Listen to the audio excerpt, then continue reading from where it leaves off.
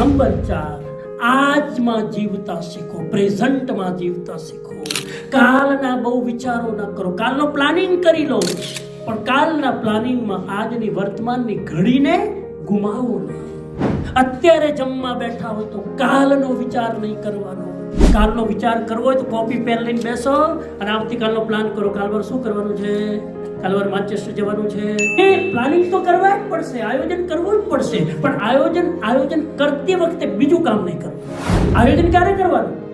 આયોજન કરવા બેસો ત્યારે, ખાતી વખતે નહીં, સૂતી વખતે નહીં, મેડિટેશન કરતી વખતે નહીં, સામાયિક કરતી વખતે નહીં, માળા કરતી વખતે નહીં. આયોજનનો અલગ ટાઈમ. એક વસ્તુ, જિંદગીની મહત્વની વસ્તુને આવતીકાલ ઉપર ટાળવાની કોશિશ ન કરો. કેમ કે આવતીકાલે કાલ આવશે કે કાળ આવશે ખબર નથી. યુધિષ્ઠિરને કીધું તું, એક ભિખારી જ્યારે આવ્યો રાજ દરબારમાં અને ભિખારીએ કીધું, હે ધર્મરાજ, આપી દો આ ઝોલી.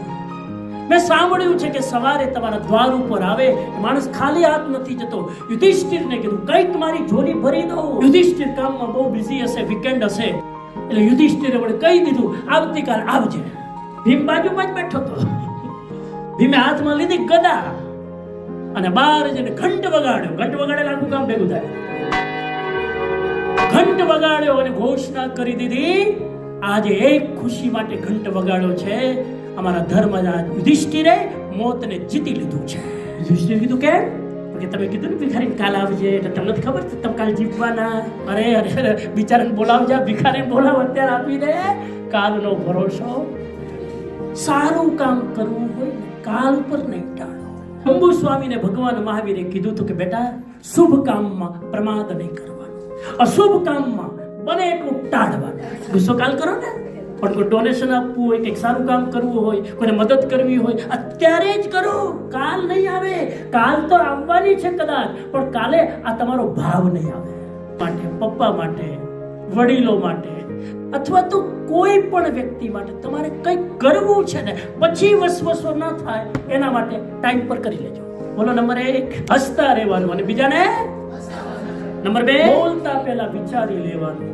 ઠંડા મગજથી વિચારીને બોલવાનું. આ હું બોલીશ એના પડઘાઓ શું પડશે વિચારી લેવાનું. નંબર 3, ડિટેચ રહેવાનું. ડિટેચ રહેવાનું.